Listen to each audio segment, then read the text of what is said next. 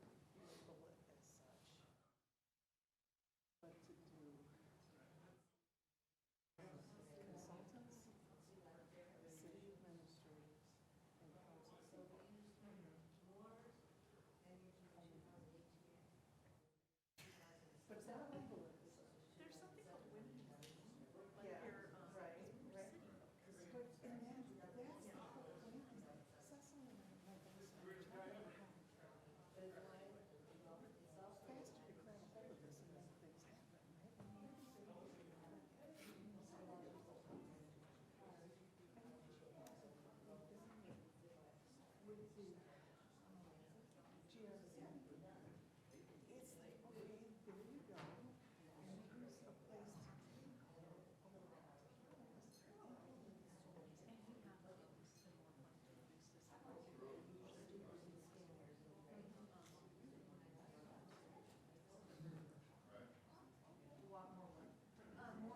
More participation, civic participation.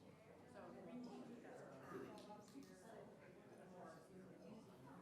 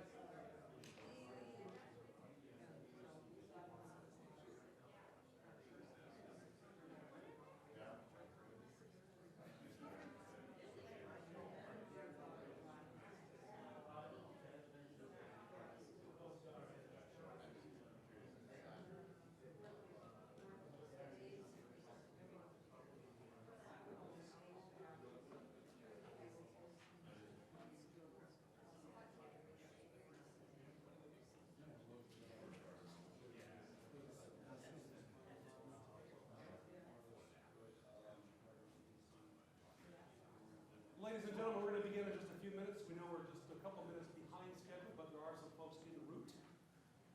So if you need coffee, we have coffee, we have water, we have some breakfast goodies. It's like a church, isn't it? Isn't this awesome? Yeah, we're going to pass the basket. This is not going to go. Matt Broly, you out of jail free fellow. Stand up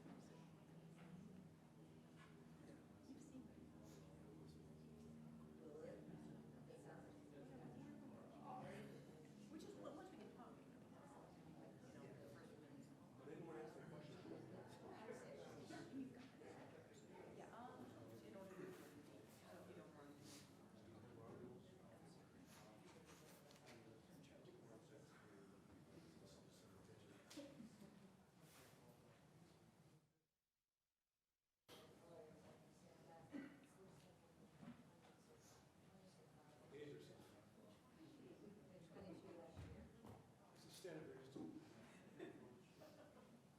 I just started watching the young Pope. Thank you. Is it good? Awesome. I know.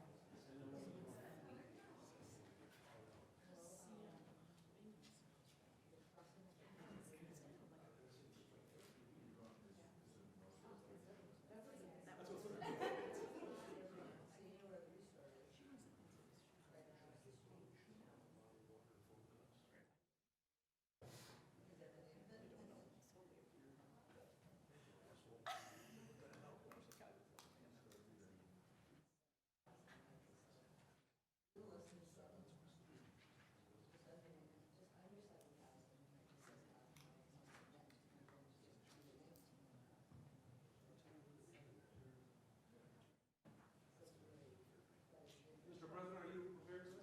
I am. I'm always prepared. Ladies and gentlemen, I'm using this microphone because we are also doing a live feed of this meeting this morning. So in spirit of ground rules, as I move about the room, there we go, the sun's not in my face.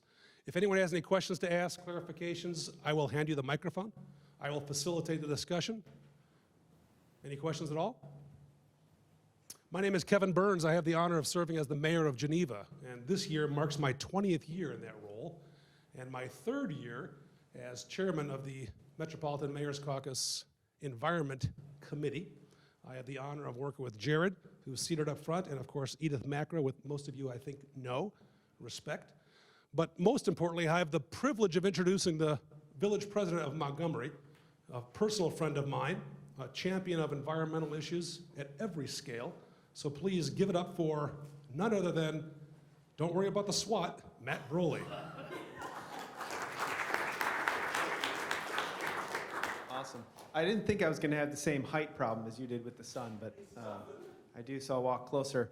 Would like to thank everybody for coming to Montgomery this morning on a chilly morning, and I can assure you that everything with the SWAT situation was taken care of. But so we're here this morning, and staff sent me a long list of all of our environmental accomplishments and our aspirations, and I think probably share a lot of those and a lot of those values with you guys as well.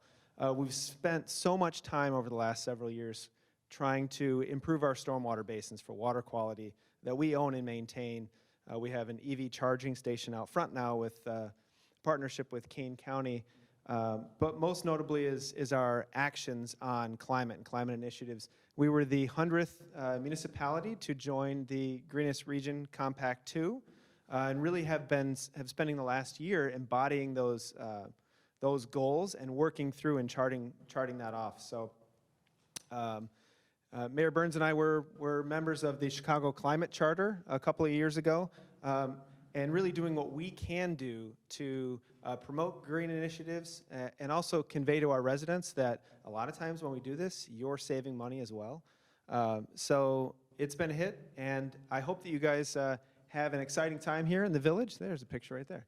And if you need anything, let us know. But thank you for coming, and I'll turn it back over to the mayor, I think. Any questions at all for the president? Anything at all? We will get some better blinds for next time. So. There is some curiosity. Oh, yes. Yeah, actually, something that I'm engaged in right now is looking into the way municipalities finance EV charging stations, and you did it with the county. How could you say a little more about that? So the county, and is anybody here from the county, from King County, that can speak on that? So, okay, sorry, I should say from Kane County.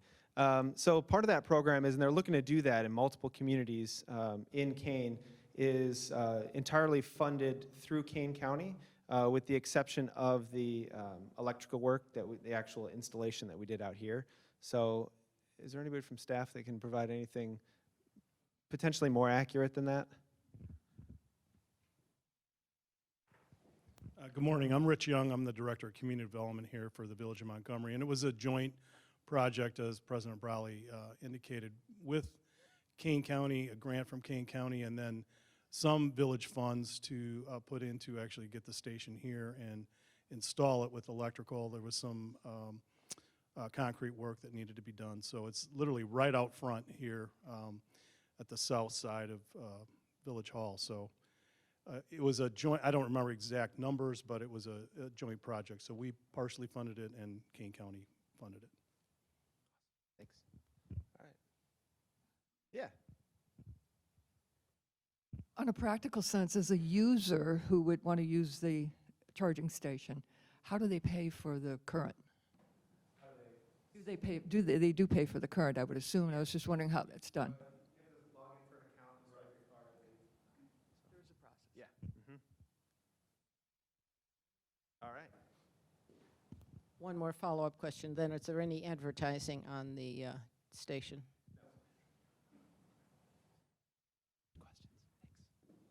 All right. I'll give it back to the mayor. You know, the question regarding the fee for that, do you have any idea what the fee is to charge the vehicle? I did. Did you? I don't remember.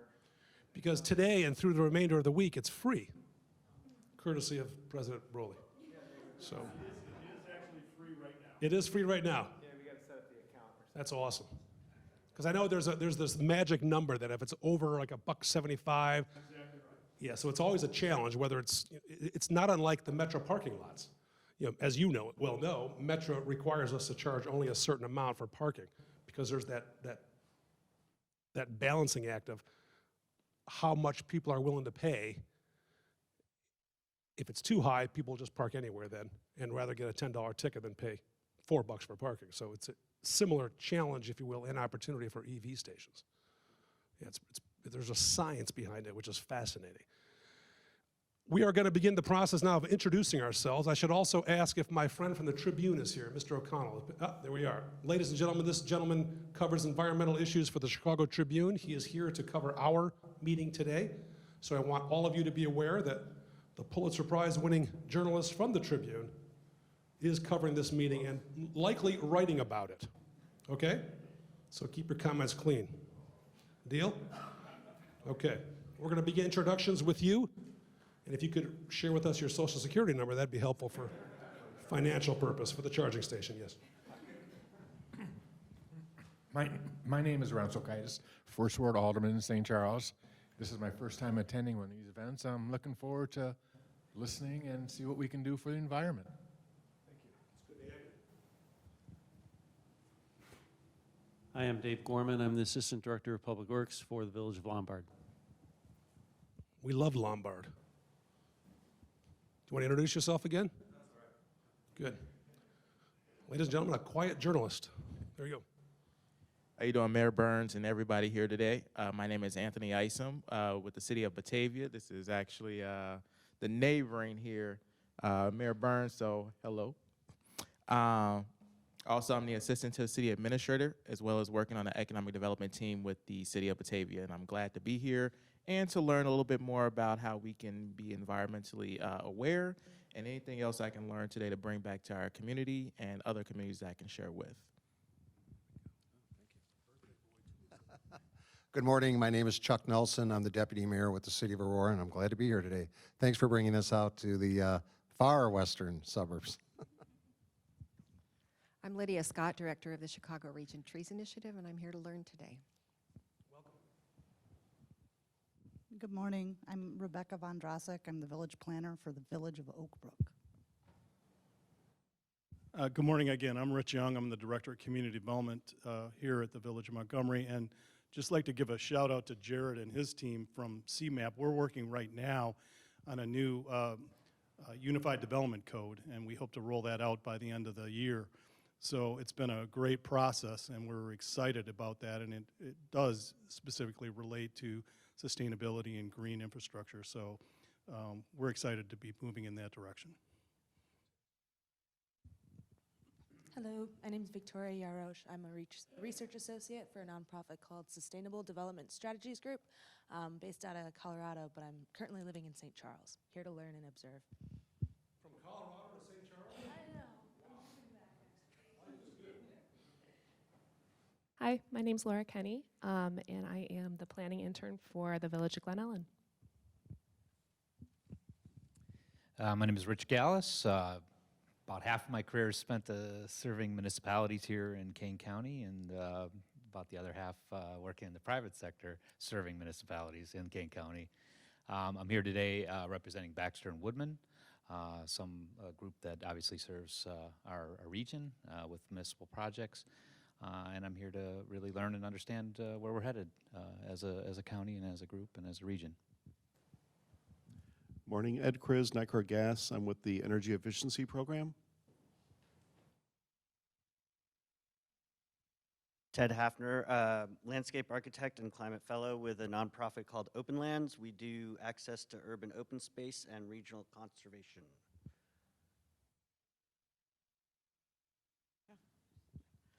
I'm Carolyn Burnham. I'm a member of the Batavia Environmental Commission.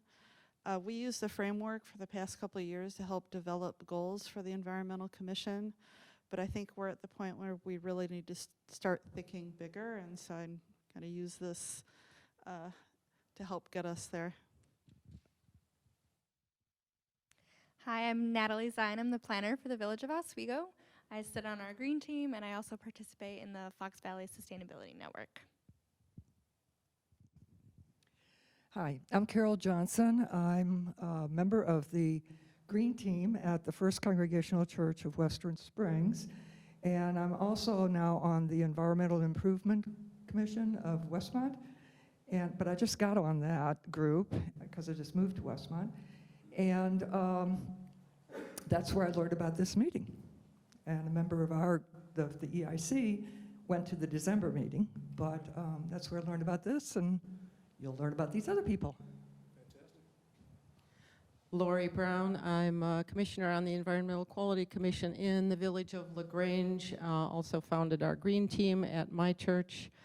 And we did join the GRC2, the EQC did not too long ago. And so I'm interested in learning more about it so that we can focus our efforts.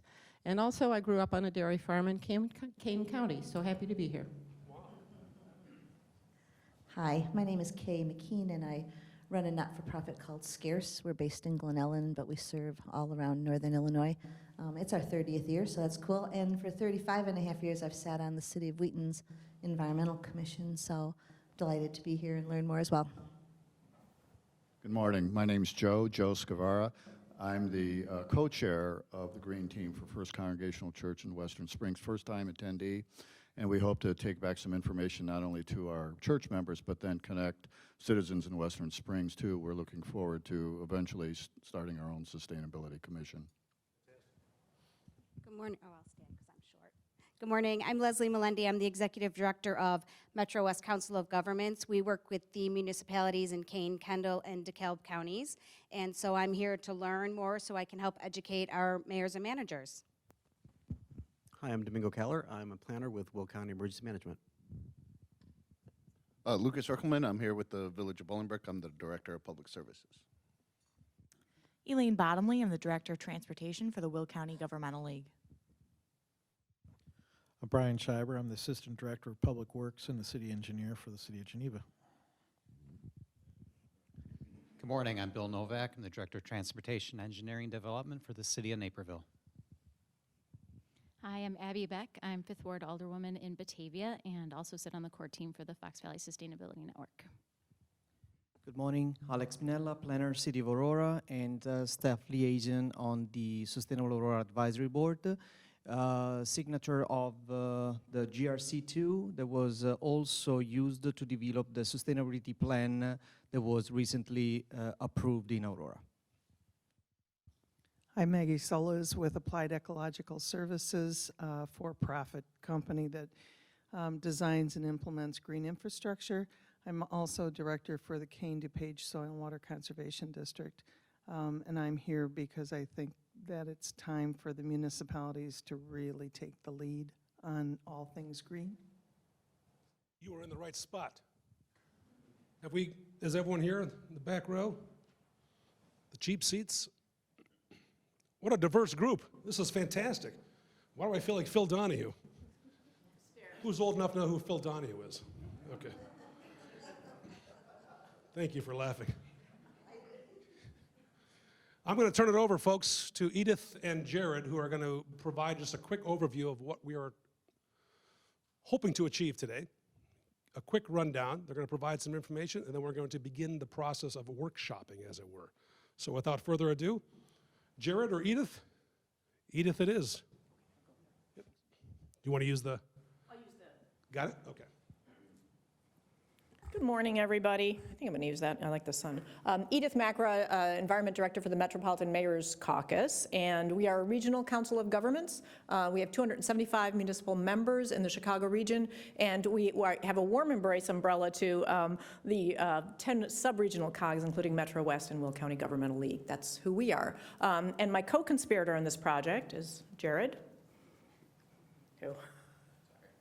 Can run around here. Hello, everyone. Jared Patton. I'm a planner at the Chicago Metropolitan Agency for Planning, and Edith's partner in crime.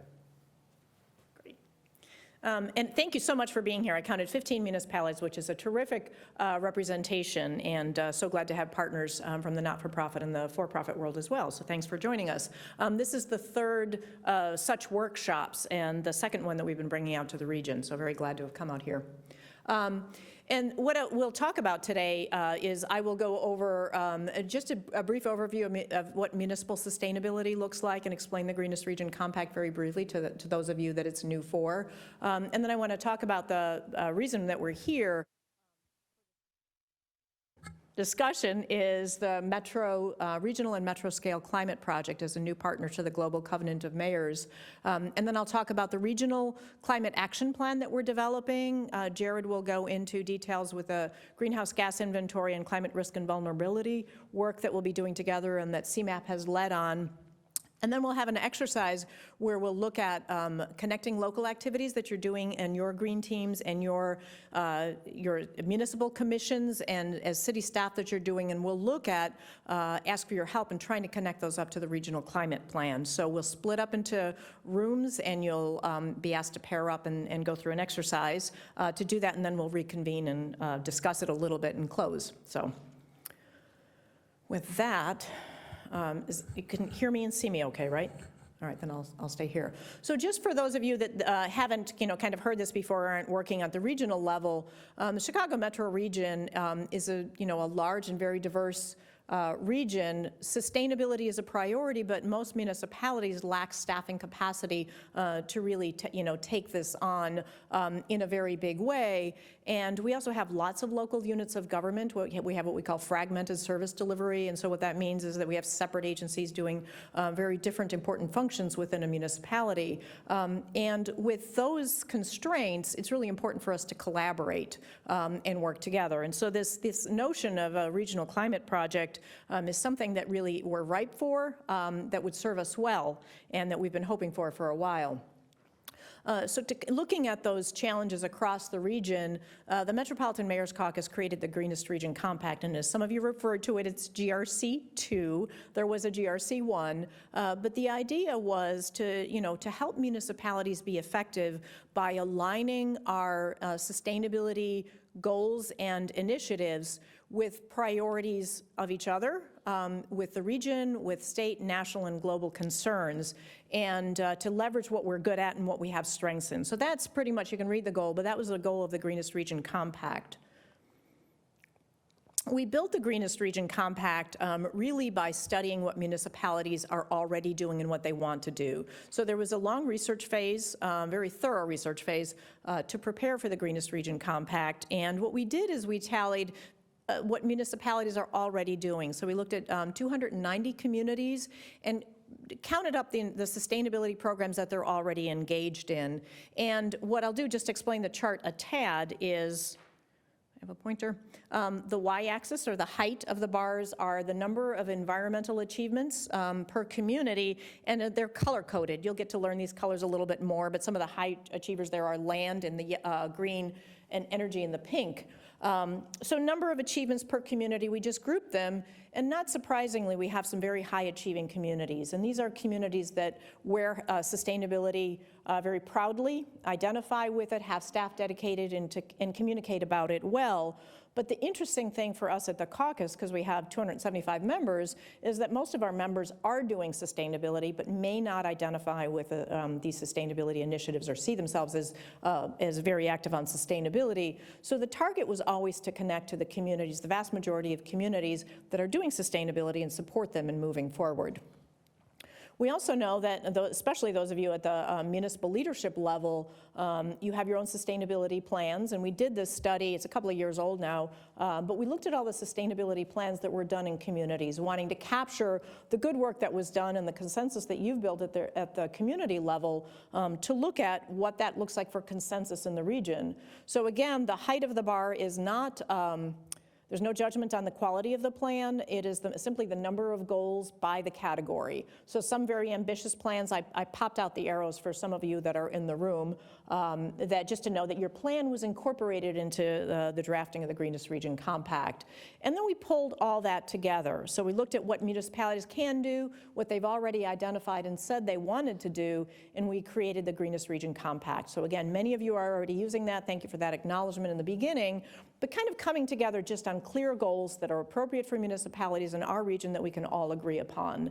And good news on these 10 categories, by the way, look at them if you're not prepared for the exercise, because we're going to pop out some of these groups into discussion groups for the activities. So if there's something that really resonates with you, hold on to that. We're going to talk about many of these, especially as they relate to climate.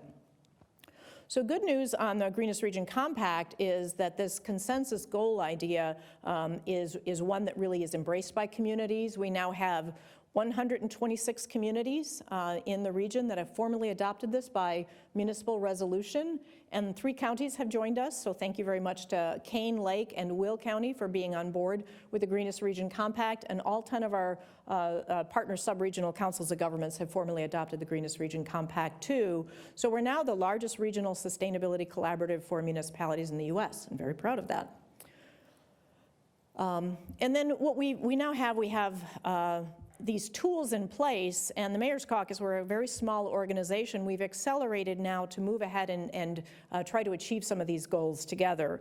So 2 of our successes here, if you look at the goal there, advanced renewable energy is the energy goal there, and we created a collaborative around a program called Soul Smart to align and streamline municipal codes and policies to support solar, and I've got some successes to share there.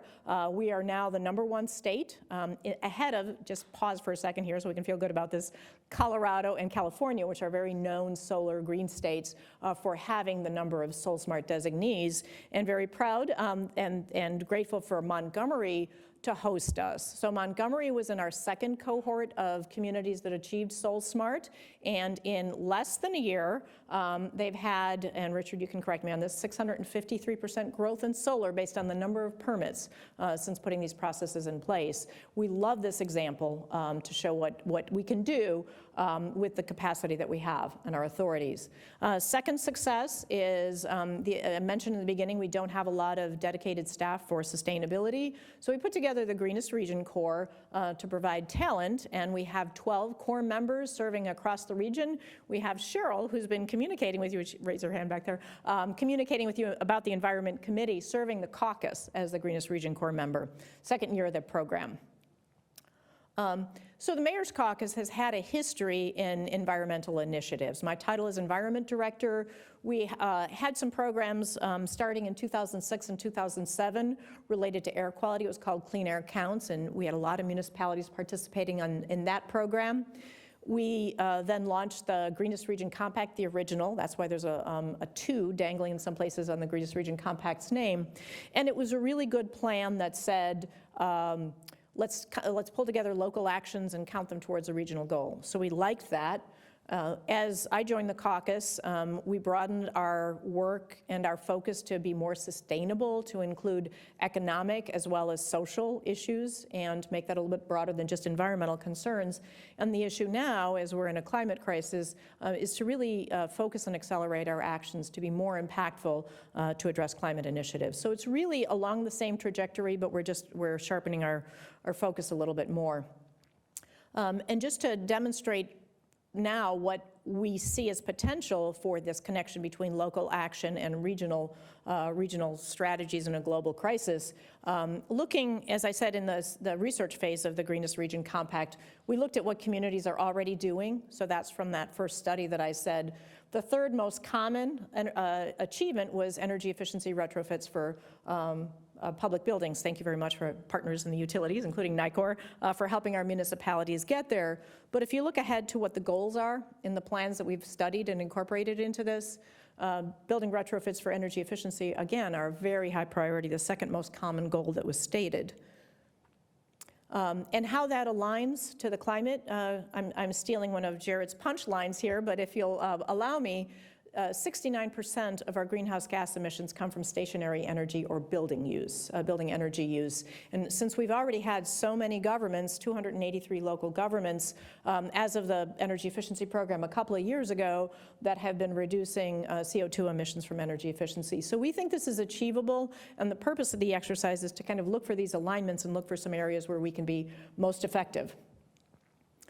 So this regional climate planning opportunity is a really exciting opportunity for us. The spark for this project really comes from the European Union. They have, through a program called the International Urban Cooperation Program, works globally to share solutions on lots of urban development issues. And they're working at the subnational level. So Paris Agreement and the UN is really looking at what national governments can do, but subnational, looking at regions and particularly cities. The Global Covenant of Mayors is one of the initiatives that's part of this umbrella program with the European Union. So Global Covenant of Mayors, or GCOM, is the program that we're partnering now with to do this regional climate project. And GCOM is a broadly international program that really empowers mayors and brings them on a common ground to address climate change. And it's working both at the city level and network level with a lot of partners. There are, according to this, there's 9,200 cities engaged in this project with 130 countries. If you look at the United States, we don't have tons of participation in the US yet, and that's the reason that we're selected. The International Urban Cooperation Program wanted to make this more successful in the US, and it created this umbrella program for us. The Global Covenant of Mayors requires a commitment, which is in part why a lot of cities haven't been able to commit to this. You don't have to read all of it, but it requires a formal commitment looking to have robust set of studies and reports, which Jared will talk about, that we're able to do. And once you see the level precision and the robustness of that work, you'll understand why this is a little challenging for some municipalities, but there's still 9,200 of them internationally that are engaged. So they're looking for greenhouse gas emissions and various levels of plans and assessments, and they're looking for reporting on a regular basis through something called the Common Reporting Framework.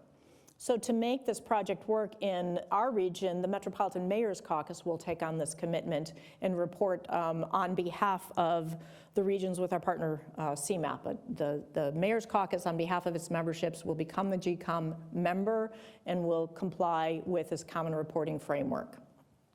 But we do need your help on it. It's just, we'll be doing the number crunching.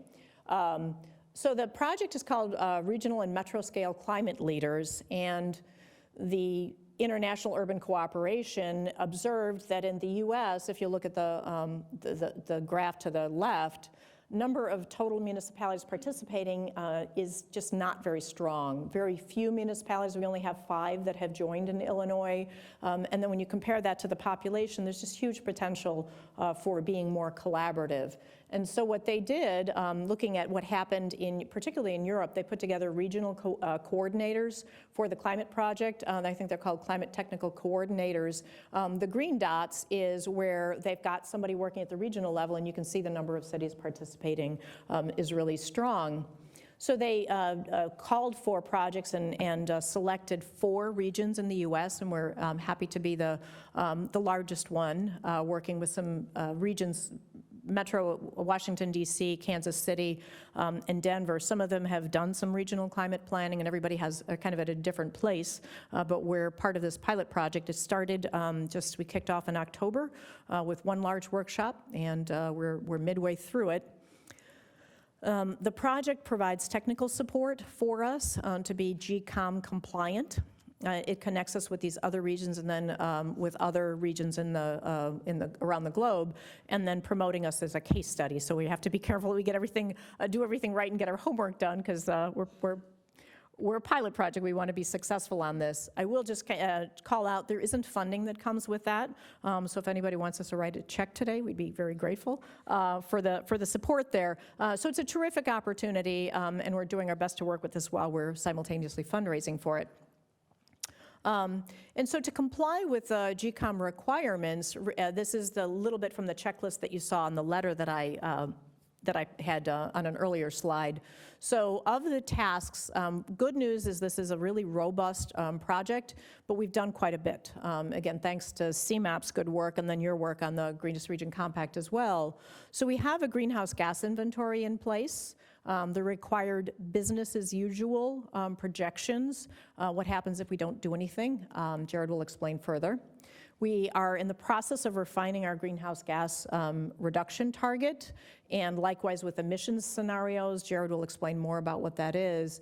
And then also, we have fundamentally the Greenest Region Compact to inform our actions. This is the part of the plan called mitigation, but what do we do to reduce greenhouse gas emissions? And that's, again, what this workshop is about. Yet to be done by fall of this year is climate risk and vulnerability assessment, which will be our second large workshop, and then pull this all together into a climate action plan. And on an ongoing basis, we'll be reporting up using the Common Reporting Framework for what the region is doing. And I am going to turn that over to Jared. Any questions thus far?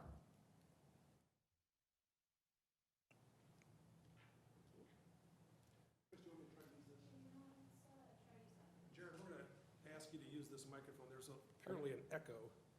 Check this here. Hello? All right, sounds like it's working. We're going to turn this one off. Perfect. All right, well, hearing no questions, I'll go ahead and get started. As Edith mentioned, the first step in this process was to conduct a greenhouse gas emissions inventory. And fortunately, we had already conducted one as part of our On to 2050 planning process, which CMAP completed 2 years ago now in 2018. Before I get into the details of the report itself, I want to highlight a little bit about what the report is, the report being the inventory. The inventory, which I have some copies of up here if you're interested in taking one home, was actually a 2-part inventory. We both created an inventory for, oh yeah, sorry, there you go. So The inventory report was actually a two-part inventory. It included a new inventory for the year 2015, as well as an updated inventory for the year 2010. So the idea was that we were following a new standardized framework, and we wanted to make sure that we'd be able to make apples-to-apples comparisons between ourselves in 2010 and 2015, and between ourselves and other regions. In addition to the inventory itself, we also created some of those very basic business as usual projections, which I will discuss and which also tie into the project we're doing today. And as I stated at the beginning, the entire project was intended to inform the Onto 2050 planning process. So it was a standalone document, but also part of this larger planning work. A few caveats about the information. There are a few things that are not included, and I think they're quite important, so I want to highlight those. The first is that we're not looking at interregional aviation. So anything that takes off and lands in the region, like tourist helicopters or police or hospital helicopters, those emissions are included in the report, but most of the flights out of Midway and O'Hare are not. We're also not looking at land use and agriculture. And finally, embedded emissions. So if you buy a refrigerator, the emissions from using the refrigerator here would be included in the inventory, but the emissions that went into producing that refrigerator would not be, unless it was produced locally. Yeah.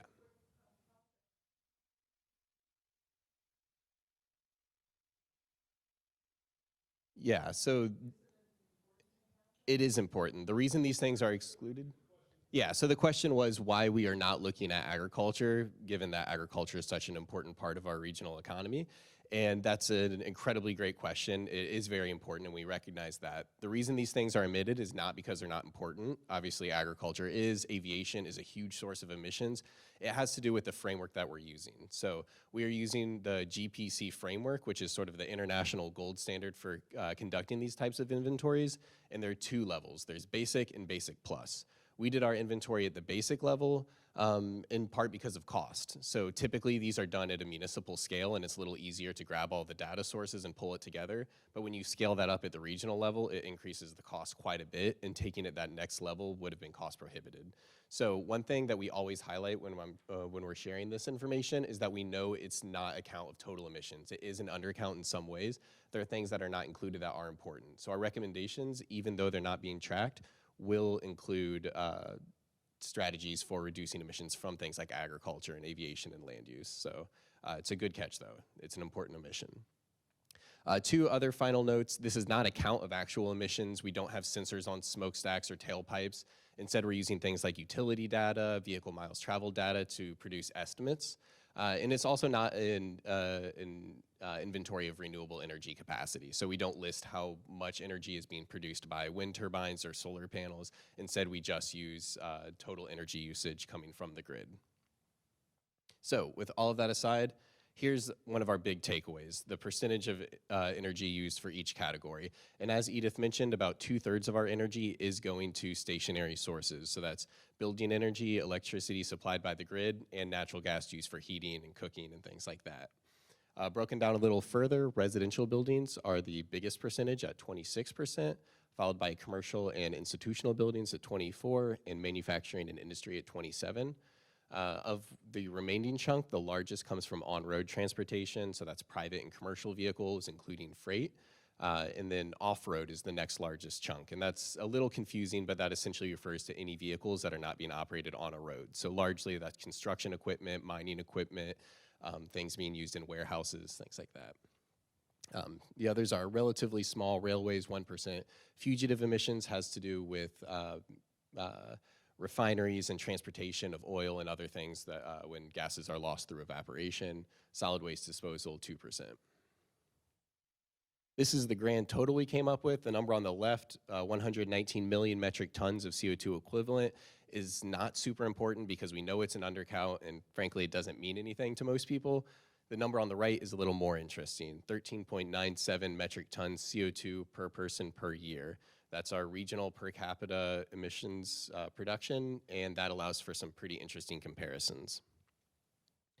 Broken down by geography, for this report, we called out the city of Chicago separate from suburban Cook County. We thought that would allow for another level of analysis, and the city of Chicago already has its own report.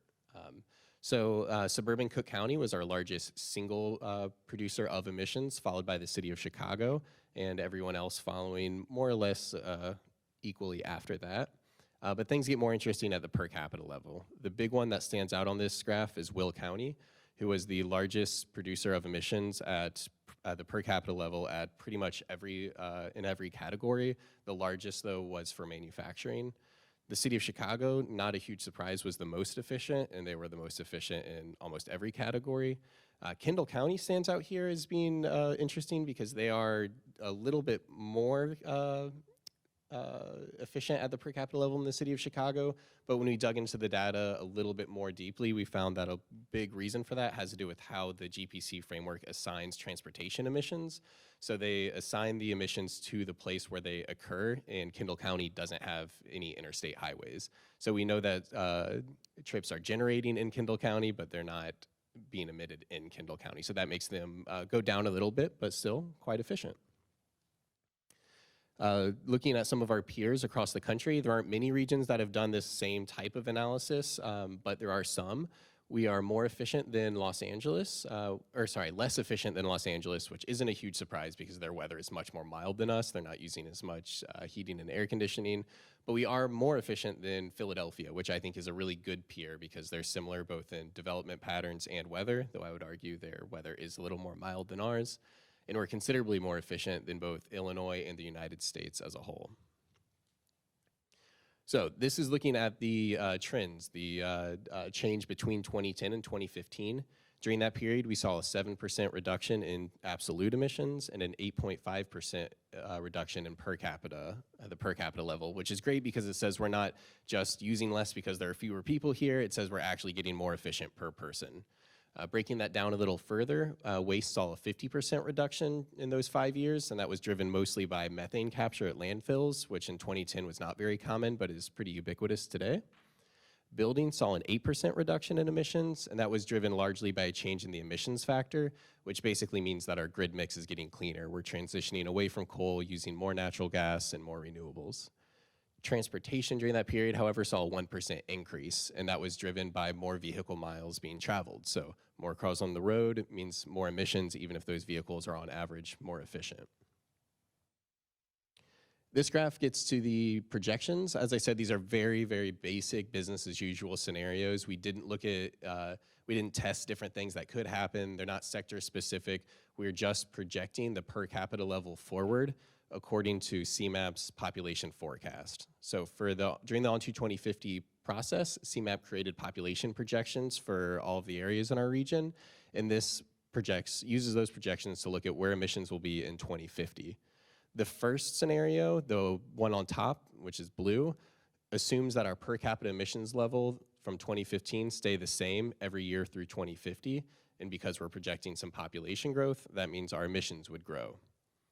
The second scenario assumes that the 8.5% reduction we saw from 2010 to 2015 continues every 5 years until 2050. If that occurs, we expect to see a more or less even decrease. And the third scenario, the green one on the bottom, assumes that that 8.5% reduction doubles, and that happens every 5 years through 2050. And one of the important findings from this chart is actually the line at the bottom, which is labeled climate stabilization goal. That's CMAP's emissions target, which is an 80% reduction of emissions by 2050. And under all three scenarios, we do not hit that goal. So it says, you know, we really need to work hard if we're going to hit that goal. We need to more than double our effort. And that's it for this section. Any questions?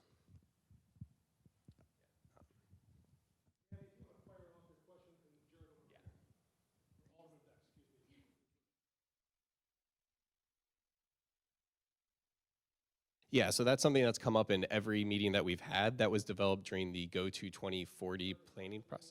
Sorry about that. The question was how we decided on that climate stabilization goal.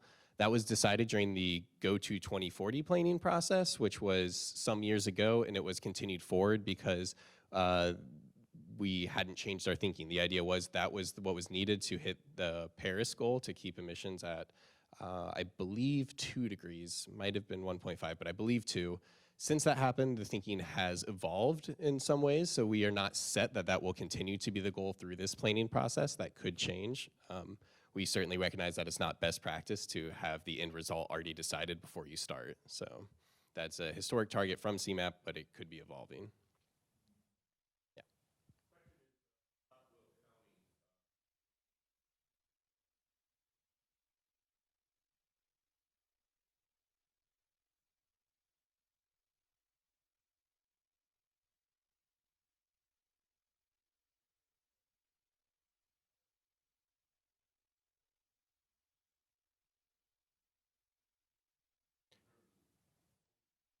Yeah, so the question was, how do industrial parks compare to residential development in terms of emissions?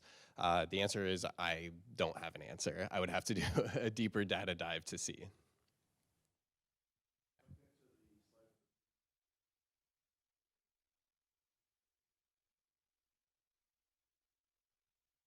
So this is all, the question was,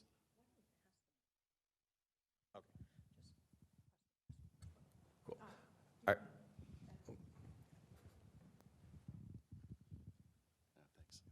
Yeah, my question was about that slide, the scenario 2 versus 3. So you said that the scenario 2 is a 8.5% reduction. So how did that come about? I'm sorry. So that was an 8.5% reduction in the per capita level of emissions. So that was the reduction that we saw between 2010 and 2015. We assumed that we would continue to make that reduction every 5 years. Thank you. Yeah. Yep.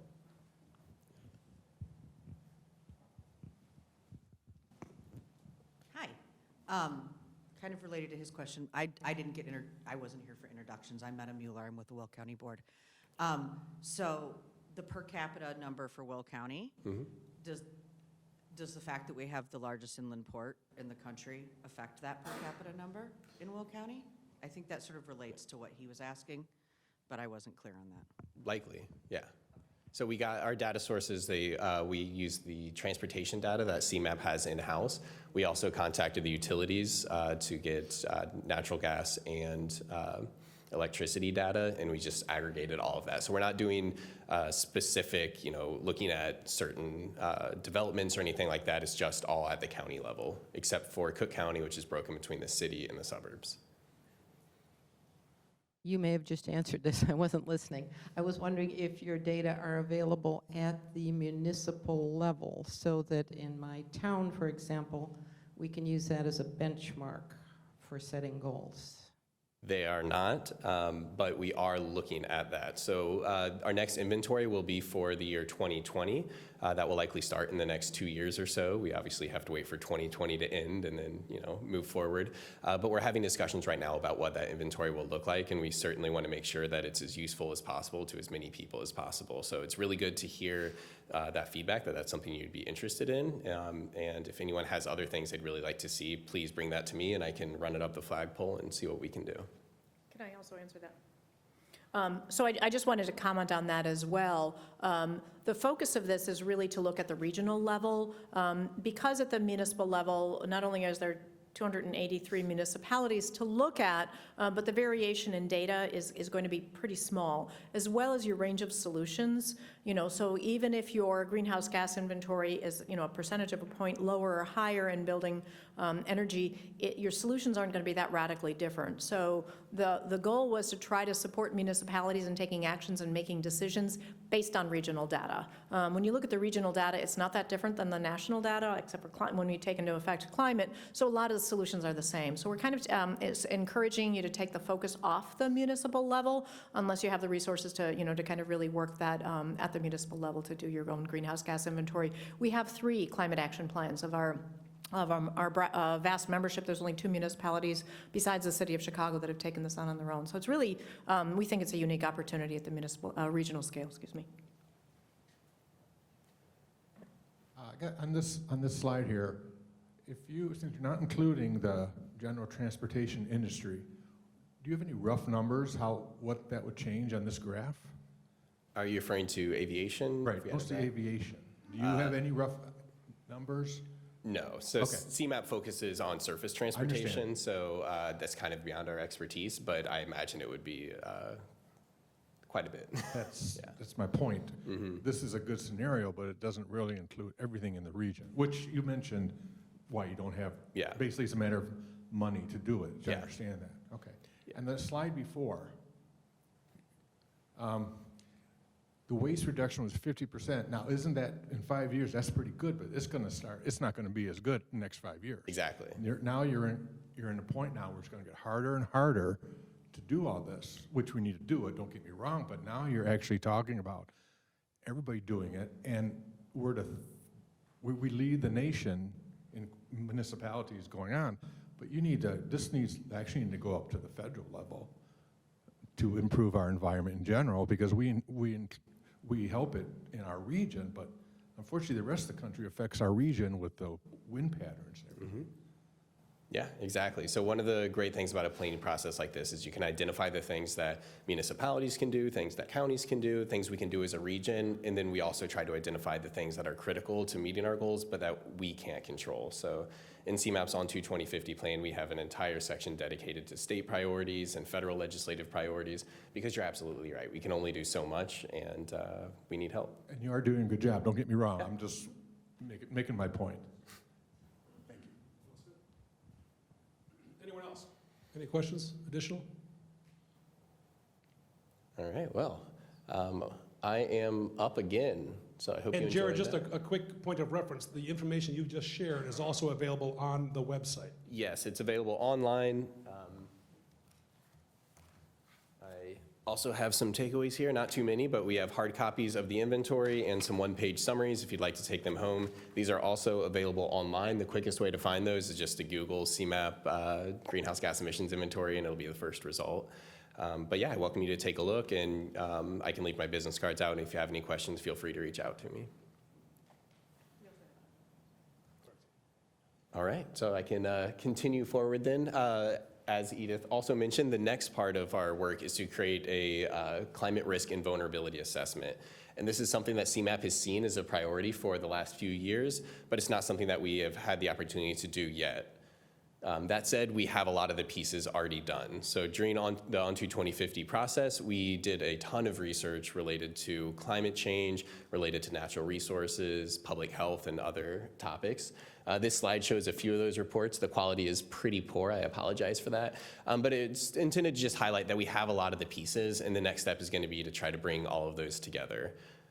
Some of the highlights from the work that we did for On to 2050, we first took a look at historic patterns. So this chart is showing average annual temperature for the United States, Illinois, and the globe. And in all three cases, we've seen a significant warming trend during the last 100 years. And we've seen a similar pattern for precipitation. So this chart is showing average annual precipitation in the state of Illinois. And we see an increase during the last 100 years as well. It's not as stark because precipitation is driven by temperature, but it's a pretty convincing trend. And I'm realizing, should I be using that microphone for the echo? Oh, I'm good, great, okay. After we looked at those historic data, we got a hold of some people who are much more technically gifted than we are, specifically the National Oceanic and Atmospheric Administration, and asked for their most recent downscaled climate models for the Chicago region so we could see where we are likely to end up in the future. The charts shown here, the one on the top is showing projected temperature. The one on the bottom is showing projected precipitation. In both cases, we see pretty substantial increases. For temperature, the largest effect, most direct effect that we expect to see are warmer average temperatures, and that has implications for precipitation because warmer air can hold more moisture than cooler air. So as the temperature increases, we see larger and more frequent storms. And it also has implications for ecosystem services. The habitats in our region have evolved over thousands of years to the very specific climate that we have here. And as that climate changes, we may see some of the services that those ecosystems provide reduce. So that's things like water purification, carbon sequestration, erosion control. On the temperature side, we also expect to see higher highs, which get a lot of the headlines, and we also expect to see higher lows, which in many cases has even more implications for public health. Essentially, in our region, we typically see nighttime temperatures dip down pretty low, and that's really great, but that's becoming less substantial of a change, and that can really affect sleep patterns, especially among elderly residents, very young residents, and those with chronic illnesses. And then finally, on the temperature side, more freeze-thaw events. So as the temperature in the winter hangs around the freezing point more often, we'll see the temperatures go above and below, and that can cause pothole formation, which everyone is familiar with in this region.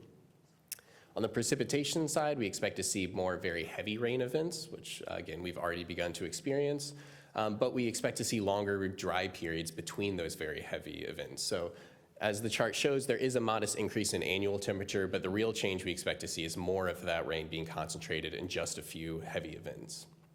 And then finally, we expect to see seasonal shifts in precipitation. Traditionally in our region, the spring and the summer have been the wettest months. We're now starting to see more rain in the fall and in the winter, and that can have really big implications for flooding because during the winter months, plants are dormant and they don't have as much capacity to absorb rainwater, so you see more runoff and more standing water. So this gets into a little more details of what that means in terms of lived experiences. Warming temperatures, obviously health impacts are a major concern, both because of extreme daytime temperatures and very high nighttime temperatures. Infrastructure damage can occur through roads and railways buckling due to extreme heat. Agriculture and tourism can be affected. Obviously droughts are a major concern for agriculture, and if the region is very hot, people might be less likely to come here. Air quality decreases with warm temperatures. And then finally, one that I really like to highlight is quality of life. I don't think we emphasize this enough. We all love living in Illinois, but if the summers become too hot to go out and enjoy the weather, then we'll enjoy it a little bit less. And it's a small thing, but it matters. On the precipitation, and I can very quickly speak to this chart on the right. This is showing land surface temperature for one day in 2014. And it's kind of hard to see, but what it's showing is the difference in temperature at the surface level on the same day. And you can really see that urban heat island effect. So the red areas are places with large amounts of impervious coverage, things like buildings and roads that heat up in the day, and then they retain that heat at night. So even if temperatures increase uniformly across the region, those impacts will not be felt uniformly, which is something we always look at. On the precipitation side, property damage is the big one, both public and private. We all have experience with that in some level. Travel disruption is also important. Flooded roadways can interfere with transportation. Economic impacts, both because business closures, but also because things like not being able to put your plants in the ground at your farm because the soils are waterlogged, which is something we experienced just this year. And then finally, quality of life. When it's raining outside, you can't go outside and enjoy the weather, and that's not great. The chart on the right is showing a map that CMAP produced looking at urban flood susceptibility. Typically when we think about flooding, we often think about rivers and riverine flooding, but we found that most of the flooding in our region doesn't occur near rivers. It occurs in urban areas where there's not sufficient drainage, where water accumulates in low-lying areas like basements and roadways, and we don't have maps for that. So CMAP attempted to do that by looking at a number of things like topography, land cover, drainage systems, a whole range of things. And we produced this map. And in some ways it does follow population density, but it's interesting.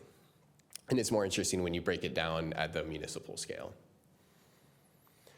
And this slide speaks to external impacts. So Illinois is not facing an existential crisis in the way that some parts of our country are, but we're not in a vacuum. We'll be affected by those challenges, and this slide tries to speak to that in some way. So sea level rise, natural disaster, wildfires, persistent droughts, those things will likely occur due to climate change.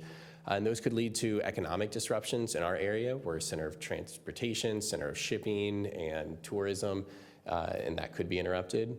We also may see a decrease in federal funding as more money is going to the coasts and drought-stricken regions to deal with hurricanes and sea level rise. There may be less money available for things like roadway maintenance here in our area.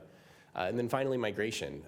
Illinois, despite the current trends of population decrease, we are a relatively nice place to live, and that will continue into the future. And as other places experience more severe impacts, we could see our population trends reverse quite drastically. It's not something we can model, but it's something we should be aware of. And then finally, we always try to highlight uneven impacts. So we know that not all communities experience the effects of climate change in the same way, and not all populations within those communities experience climate change in the same way. In almost all of our analysis, time and time again, we find that the communities that have the most exposure to climate impacts are low income and minority areas. The map on the right is showing historic flood damage reported through individual assistance claims in the Chicago region. Those are the areas in blue. And then the areas that are shaded are showing communities that are low income and either minority or low English speaking. It's hard to see in this chart, but it's a pretty stark overlap. We find that places that experience these impacts the most have the least capacity to deal with them. So that's something we need to address.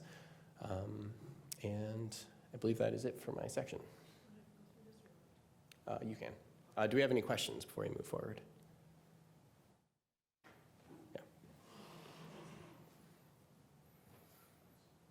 So you mentioned migration and population trends, saying that you don't necessarily have a model for it, but on the goal one from before, I heard you mention population perhaps going up. I've covered both of these issues, and so I was just wondering whether you could reconcile that, or if what you think the pattern in terms of Illinois' population may be and the environmental ramifications for that. Yeah, so we do our population models according to meet certain federal standards for metropolitan planning organizations.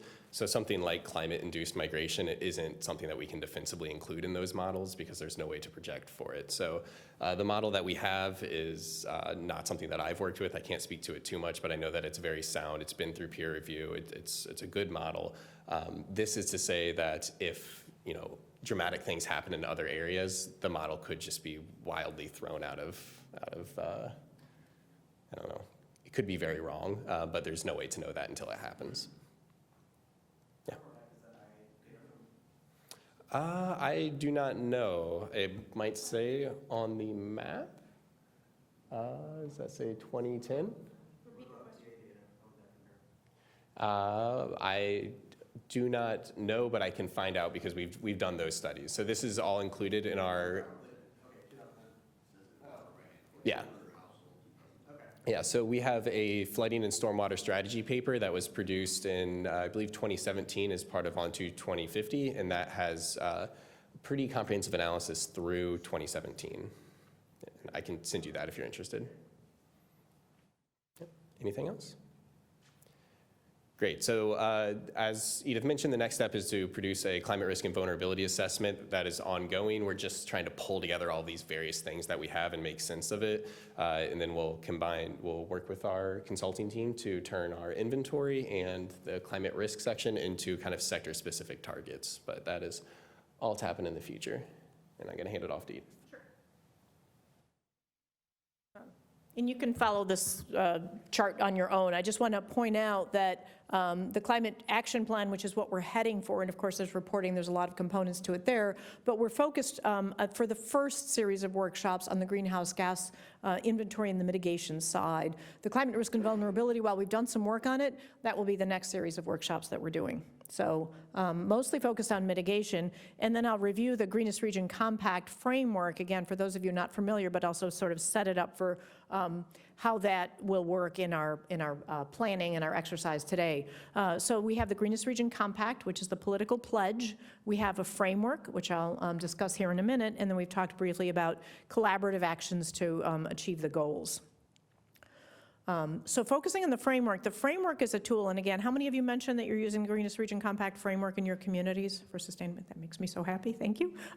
Glad it's a useful tool, but it really was designed for communities to guide their sustainability planning. It also works very much for us at the regional level in helping it basically checklists to identify strategies that work in your community.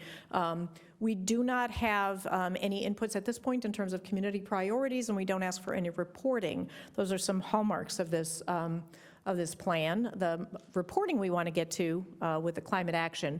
But just to review the framework again, for those of you that this is new to, this is what a page from the framework looks like, and there are plenty lying around, and you'll be working on a worksheet like this at our workshop portion. So the Greenest Region Compact goal that your village board and city council approved is in the far left column over there. So the goal, advance renewable energy. The center columns are strategies and objectives for achieving those goals. And don't need to read those now. They've got a little number there now I want you to kind of be aware of as we go into workshop format. The columns then to the far right are just to trigger a community in terms of using this to strategize what they've already done, what they want to do, set some timeframes on it, and assign responsibilities for it. And also allows you to take inventory of the things that you've already done, which is a really nice place to start, and then also kick out anything that's not relevant for your community. How this also works at the regional level then were that some of these strategies and objectives align with programs that we can tap into. And so this is just an example of two of the objectives that were advanced in the Advanced Renewable Energy Goal for Soul Smart. And we're also very interested in sensible strategies that work for municipalities. And this is a little bit of a pet peeve of mine, so you'll have to suffer hearing this for a little bit. But take, for example, reduce greenhouse gas emissions. This is an overarching goal for what we want to do. It's a Greenest Region Compact goal. And if we sort of zero in on that a little bit and look at what we can do at municipal operations, so that's just an additional strategy that we might look at. We happen to really like the idea of focusing on asphalt. So those municipal leaders here, how many of you buy asphalt in your community? So truthfully, David, most communities are buying asphalt. Every community is buying, okay. So this is why we like this, is because this is something that most municipalities can do. Everybody's got potholes, everybody has a need for paving and for procuring this material. We found, thanks to the US EPA for pointing this out to us, that there's two types of asphalt that you can purchase. One of them is called warm mix asphalt. It's a process for manufacturing that has 30 to 40% less CO2 emissions, 60 to 70% less NOx. And the procurement, we did an environment committee on it a little more than a year ago, looked at cost benefit, we decided how to prove it. We've got lots of materials on that. It's a sensible solution that works at a minimal cost. And so for municipalities, particularly the suburban communities, at the municipal scale, this is an achievable strategy. Whereas a lot that we hear about in the climate leadership arena is that we should electrify our bus fleets. And again, how many municipalities operate a bus fleet?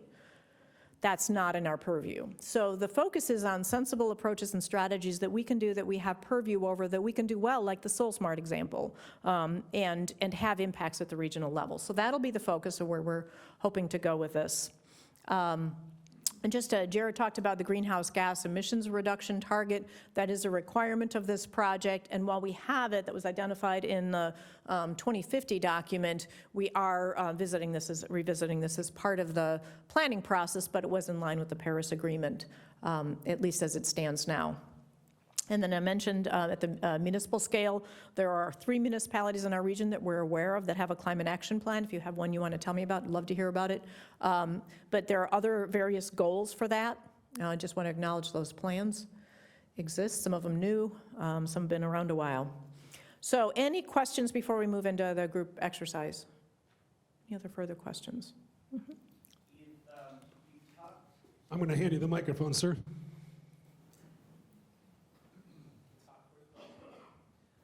You mentioned briefly in the first part of your presentation the budget constraints that you're facing.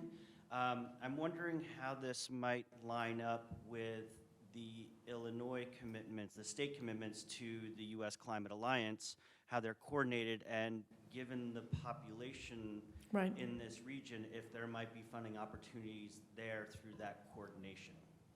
I'd certainly love to explore that. That's a great suggestion. I am not aware of where the status is right now. One of the key goals, again, for me in this position is just to assert that we have a region we've got 6 million people in the Greenest Region Compact. A lot of the planning resources have been focused on the big cities. So the idea is really, getting behind it and saying, what can we do at the municipal level, especially all together. But thank you for that. I might follow up with you. Thanks. I'm going to take your microphone back because I need to cheat a little bit with some paper that I have over there. So now we have adapted a Greenest Region Compact Framework page, and we want to ask for your, to break off into some small groups. And so the areas that we'd like you to consider partnering off on are, I'm going to cheat over here. It still works. Okay. So if you would, we've got more space and groups, then you might want to break off into, and we recommend that there's probably at least 4 or 5 of you per group, and we can have multiples. But in energy, so energy is an area that's historically had a lot of interest in it. We'll give you about 30 minutes for the workshop exercise. So there are 2 areas. You can get through all of both of the areas, or focus on just energy efficiency, renewable energy. I'm going to go through all of them because then you're going to raise your hand and see where you want to join. Land use, having more to do with policies. Land stewardship, having to do with ecosystem services and urban forestry. We have a mobility category, which has everything to do with transportation policy and planning. We also have a specific focus on municipal fleets, alternate fuels, and electrification. We are a waste category, sort of a short category, but 3% of our emissions come from waste and opportunities for recycling. And then we have 2 categories in water. One is related to stormwater management and green infrastructure, and the other one has to do with water systems operation, if you're working with a water utility. So if you would raise your hand, and I'll start handing you some paperwork. If you are interested in energy, raise your hand if you're interested in energy. Do you want to split off energy efficiency? Keep your hand up. Renewable energy, keep your hand up, or put your hand back up. Okay, looks like there's 2 groups. Kevin or Jared, can you help me with these? So I'll give you these folders. You've got a little table tent and some worksheets. So raise your hand again for energy efficiency. Get that to Ed on the top shelf there. And then renewable energy.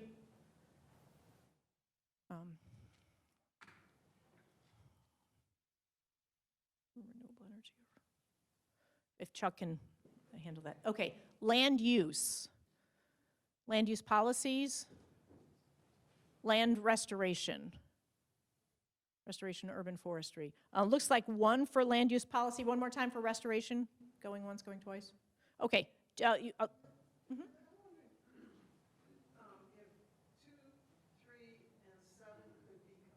You can certainly, if you're an overachiever, I'm going to give you. It just makes more sense. It sure does. There's some overlap there, but you can. So can you pull some of the blue sheets out? Just the blue sheets, we might need that. Okay, so with that, I guess before we can jump ahead to the, is there anyone specifically interested in green infrastructure and stormwater? Slightly different focus than just the nature-based solutions. Stormwater, just 1? Okay, then maybe you should join a group on, 3.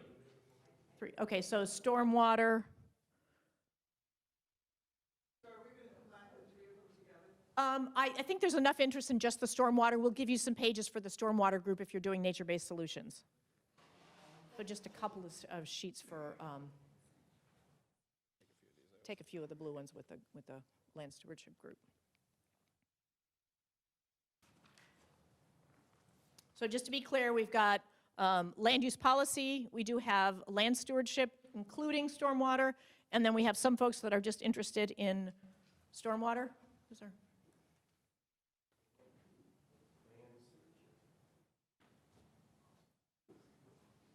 Does anyone operate a water utility that wants to talk about water utilities? That's okay. We're not hurt. We've got other things to do. Water utilities, yes? No?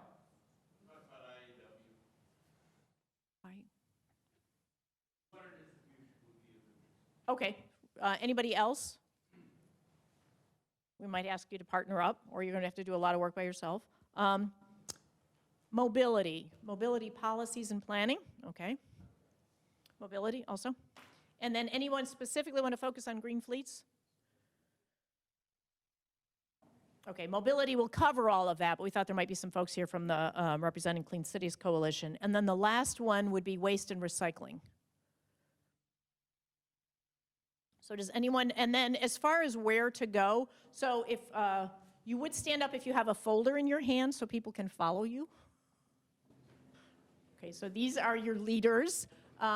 There's workspace. What's our largest group? I don't think we had more than 5 people. Maybe land stewardship, water, stormwater. There is a conference room back in here that is the largest room we have. There's space for 10 there, so go through the one that says authorized personnel only if you want to work on that. We'll ask you to come back in here at 11:45 for report. Wait, I'm sorry, before I assign your rooms, I should tell you what you need to do. I apologize. Don't leave yet. My apologies. Okay, so hold off. Don't move. My apologies. Directions. So what we're going to ask you to do is look at those sheets, and we want you to rank those strategies for the degree of difficulty for a municipality to address. 1 is the easiest, and 5 is the most difficult. And then, review as many of the strategies as you can, popping out the ones that we should know about that are easy and a municipality should just go ahead and do it, and then the ones that are difficult to do. And at the end, we want you to identify the top couple of strategies that a municipality can go ahead and do now. We don't have to wait on. For the strategies that are difficult at the municipal scale, in other words, your 4s and 5s, what are the barriers? And what are strategies for solving them? In other words, what you're setting us up for are regional solutions. So take out those hard ones and say, you know, it'd be really helpful if we all got together and did this.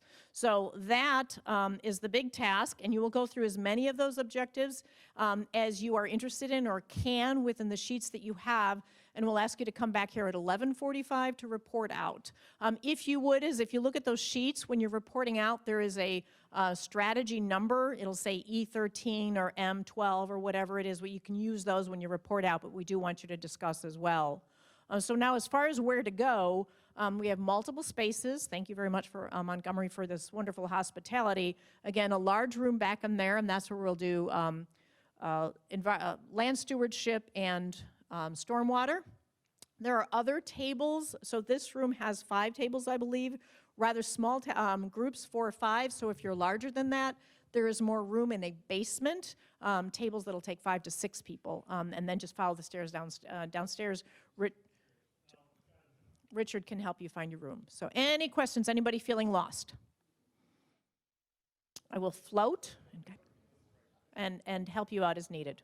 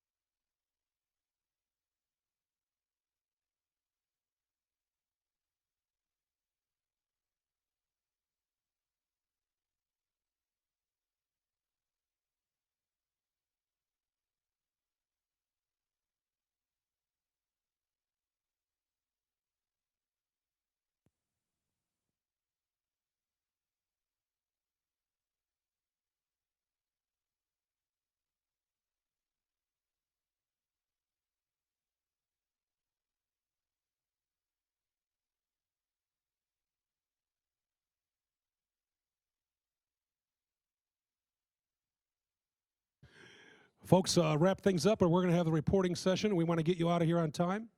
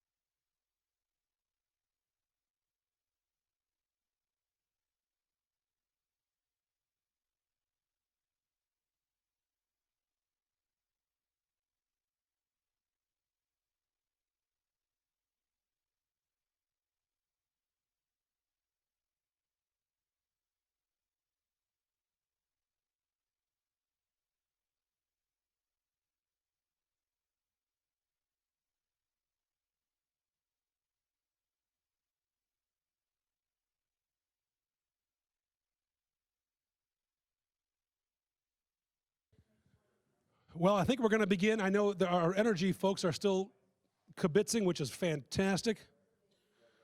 But if we let him talk, we'll be here until the next ice age. Yes, wrap it up, and then we're going to begin with you as well. So sound good? And who's your spokesperson? Is it Ed? Ed's the guy. Great.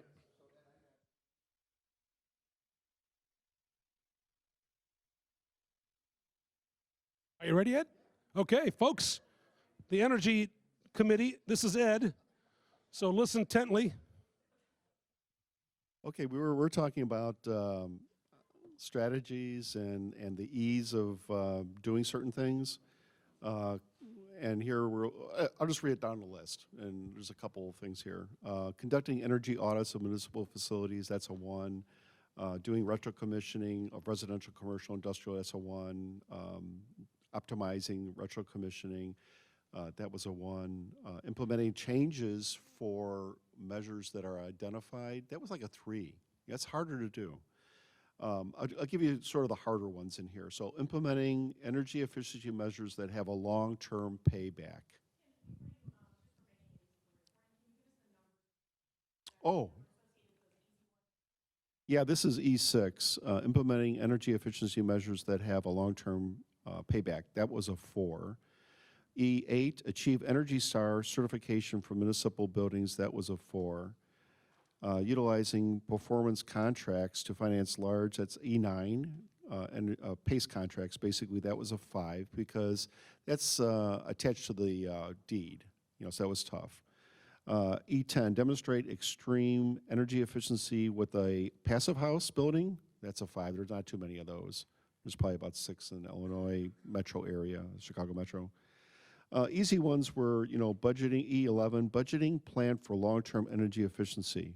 We should be doing that in our communities. E5 was a 1, implementing energy efficiencies that have a short-term payback. This is just do it,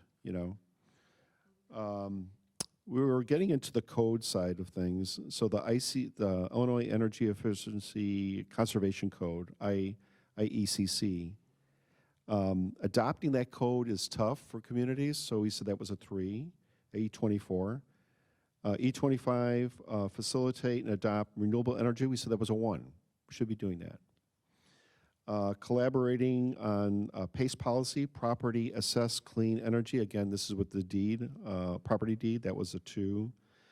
Stretch codes, E27, we said that was a 5. We don't really, it's hard to go ahead and just meet the code, let alone go to stretch codes. E28, enacted ordinance requiring periodic benchmarking for large energy users. We said that was a 3. Negotiating, E29, negotiating franchise agreement with utilities to exercise lump sum payment options to finance clean energy. We said it was a 3. That was moderately difficult. E12, install and operate. Yeah.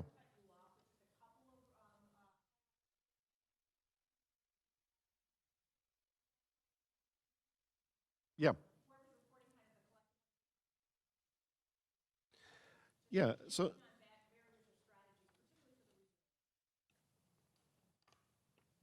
Well, in terms of strategies, I think, the collective trying to work with other communities is really important. So kind of talking to each other and seeing what people are doing and how they're doing it and what their thought process is.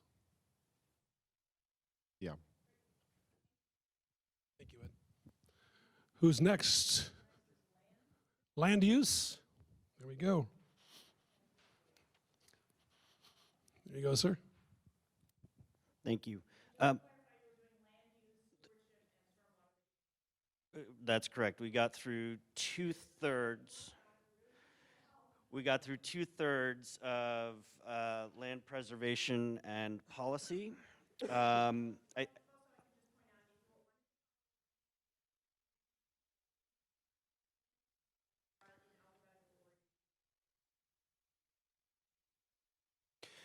So I think we came up with a couple of different themes that I'll highlight. It's probably not what you want because they're not tied to numbers, but I can go through a little bit. We felt, by and large, most of our stuff could be achievable, except it takes commitment, buy-in, and sort of an ethic change. Most of it, though, is easy, okay? That said, we felt that the difficult ones that required the regional collaboration were things like watershed planning, especially at the regional level, anything that connected greenways, multi-municipal things, those are hard. And then the other things we thought were hard and required maybe a regional touch were anything to do with acquisition, because municipalities often can't do that. And on my sheet, I have a bunch of notes and stuff, so I'm happy to hand it in. But I'm not going to go through numbers, so some other group can go. We felt that enforcing soil erosion and sediment control regulations should be really easy, but it's an often overlooked thing because of, storms, practices, laziness, whatever. We felt that the L9 should be easy or fairly easy, but it takes that ethic and commitment to follow through with that. Yeah.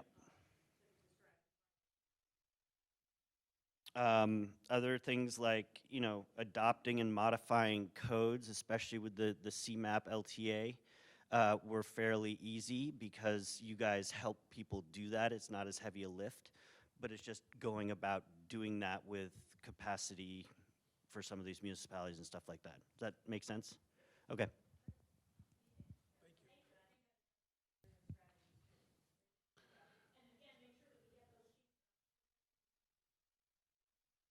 Cheryl, what's next?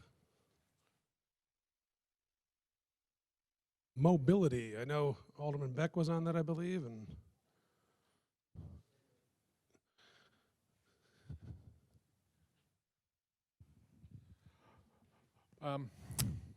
So our first one, M1, identify gaps in pedestrian and bicycle networks and barriers to active modes of travel. That's pretty easy to do. You just do a study and you identify what we think is needed. M2, create a bicycle and pedestrian plan to improve connectivity in the community and beyond. We gave that one a 2. It's pretty easy, but you do have to collaborate with possibly the Park District or another government body. Now we got M3A, earn bicycle-friendly community designation. That's pretty easy. I believe you just have to fill out a form for it. Give that one a 2. And earn walk-friendly community designation. It's pretty easy to do. You just fill out a form, but it does take time. M4, collaborate with regional partners to connect on and off-road bicycle faculties with existing and planned regional trail networks.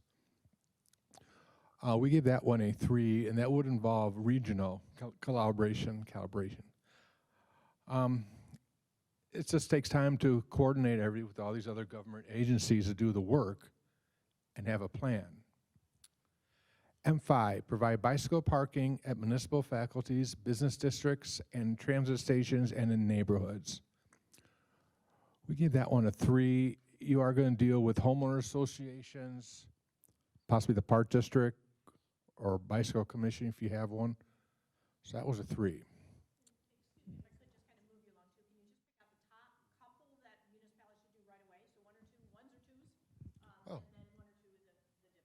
Okay, thank you.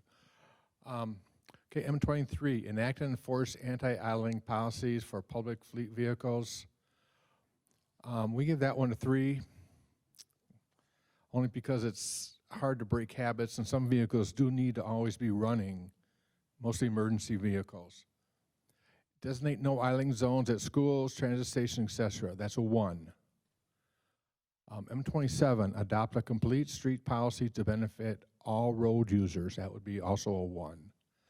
The one that we gave the most difficulty was M28, revise subdivision code to promote active transportation, i.e. street sanctions that require bike faculties and sidewalks. Be a little more difficult because the way you're planning it, you're gonna have to have the streets be a little wider to accommodate bicycle lanes. And the sidewalks, you have to require sidewalks in all subdivisions, which St. Charles does do that, but a lot of towns do not. So that's probably the most difficult one. And that was all we finished on ours, on the M programs. Any strategies for collaboration or any ideas for solving the difficult ones? You just have to work with all the opponents that are there. Sorry, work with everybody there to try to figure out an agreement to do this. It can be done, it's just going to take a little more time. Waste and recycling. There you go, sir. Thank you. So broad swath over this. There are a lot of changes that could be affected simply by looking at the structure of the community's solid waste contract. Could cover so many of these things. A lot of the times, community has had a contract that has persisted for decades with very little change. And so the rules of the game have been defined by the waste haulers. And if, as customers, we want something different to happen as far as a goal, we can set those goals and then take a look at the structure of the contract and then change them before the next RFP goes out. So rather than go through it in detail, that's what we would recommend, is that every community take a look at their contracts, see what they would like to have change, if it's recycling goals, if it's on-site composting, if it's waste reduction, if it's collecting atypical materials for reuse or safe handling, reducing fly dumping. All of those things can be influenced simply by the wording of a contract. And then also the economics of it. If you provide tiered sizes for collection or pay as you throw, you can increase recycling, you can reduce waste that way just through economic incentives. So I think a lot of times communities aren't paying enough attention to their actual contract that has persisted for a very long time.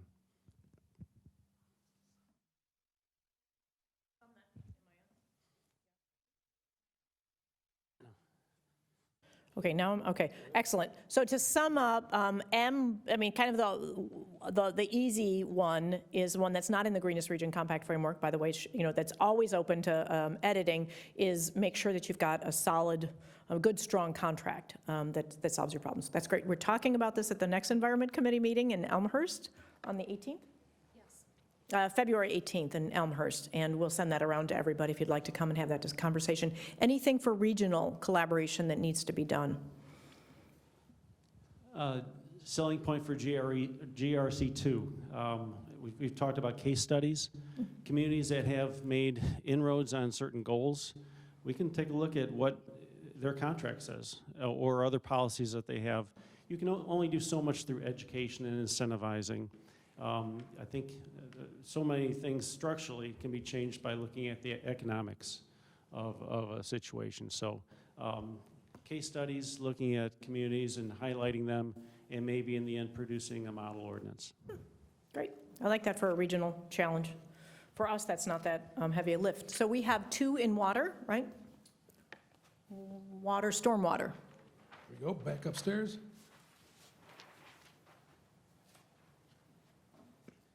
Thank you. So we had 3 of us, Oak Brook, Geneva, and Naperville, that were in it, and we practice this as we go. And when we looked at it, the majority of our answers were number ones. We had 13 ones, we had 7 twos, 4 threes, 3 4s, and 1 5. So, I mean, a lot of this we're already practicing, participating in the National Flood Insurance Program and things like that. Some of the more difficult ones, the 5 was establishing a stormwater utility. It's a great thing, but you know what? It's just a political nightmare. So it's very, very challenging. And Can you describe that for, not everyone in the room will know what that is. Stormwater utilities, similar to your water bill, that basically based upon how much stormwater runoff your house generates, size of lot, size of structure, things like that, you get a bill every month that goes with your water bill. And basically those revenues go towards doing stormwater operations. They pay for cleaning the sewers, cleaning the creeks and streams. If your community needs capital improvements, it can go towards building stormwater basins and flood protection and things along those lines. It's nice in the fact that when you build a municipal budget, whereas stormwater is up against roads, which is up against public safety and other things, so it's one of those, it's easy to cut, so it really depends upon your community. Give a lot of credit to the Village of Downers Grove. They do have a stormwater utility in place, and it's been in place a few years. It's been controversial at times too, but it takes a lot of political will to get something like that through.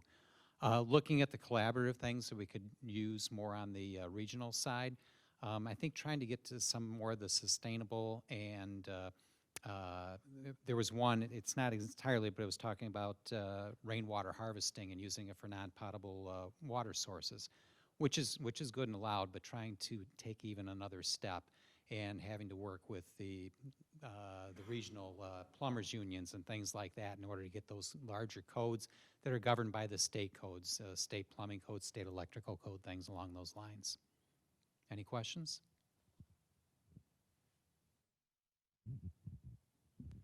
The stormwater management utility. That's, Mr. Shiver knows about that, right? Water distribution. All right, and I think I can take it from here. This is on, correct? Excellent. Thanks for saving me the hassle. Anytime. So we had a super small group. I know we're running short on time, so I'm going to be very quick. Some of the ones that we identified, some of the strategies we identified as being fairly easy were implementing water efficiency measures at all municipal facilities, which is W1A. We also thought that W4, participate in regional efforts and programs to conserve water, was fairly straightforward. And W8, which was collaborate to encourage commercial, industrial, and institutional customers to conserve water. Some of the ones we thought could use a regional approach were pretty much all of the ones around collaboration. So W4, participate in regional efforts and programs to conserve water. That's something that's pretty easy to do, but it needs a regional, some regional work as well. And W7, collaborate with the energy utilities to integrate water conservation into energy audits for residential customers. And that was W7.